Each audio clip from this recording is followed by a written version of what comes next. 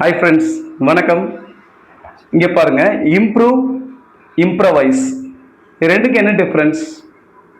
பார்க்கறதுக்கு ஒரே மாதிரி மீனிங் தர மாதிரியான வேர்ட்ஸ் மாதிரி தான் தெரியும் நம்மளுக்கு. ஆக்சுவலாக ஒரு ஸ்லைட் டிஃப்ரென்ஸ் இருக்குது, கவனிங்க. இம்ப்ரூவ் அப்படின்னா ஏற்கனவே ஒரு விஷயம் நல்லா இருக்குது. ஃபார் எக்ஸாம்பிள், என்னோட ஹேண்ட் ரைட்டிங் நல்லா இருக்குன்னு நான் நினைக்கிறேன்.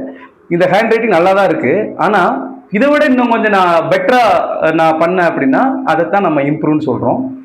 இம்ப்ரவைஸ் அப்படின்னா ஒரு விஷயம் நல்லா இல்லாமல் இருக்குது, ரொம்ப கேவலமாக எழுதுறேன், ரீடபிளாக இல்லை, நான் எழுதுறது வந்து ரீடபிளாக இல்லை அப்படின்னா அதை நான் வந்து ப்ராக்டிஸ்லாம் பண்ணி நல்ல ஒரு பெட்டரான ஹேண்ட் ரைட்டிங் நான் எழுதினேன் அப்படின்னா அதை தான் வந்து நம்ம இம்ப்ரவைஸ் அப்படின்னு சொல்லணும். ஃபார் எக்ஸாம்பிள், இப்போ நல்லா எழுதிட்டு இருக்கிற ஒரு ஸ்டூடெண்ட்டு இன்னும் கொஞ்சம் நல்லா எழுத ஆரம்பிச்சிட்டாங்க அப்படின்னா he has improved his hand writing அப்படின்னு சொல்லலாம்.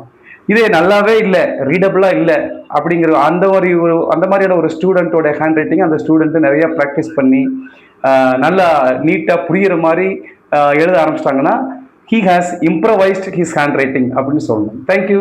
இந்த வீடியோ பிடிச்சிருந்தா லைக் பண்ணுங்கள், ஷேர் பண்ணுங்கள், மறக்காமல் சப்ஸ்கிரைப் பண்ணுங்கள்.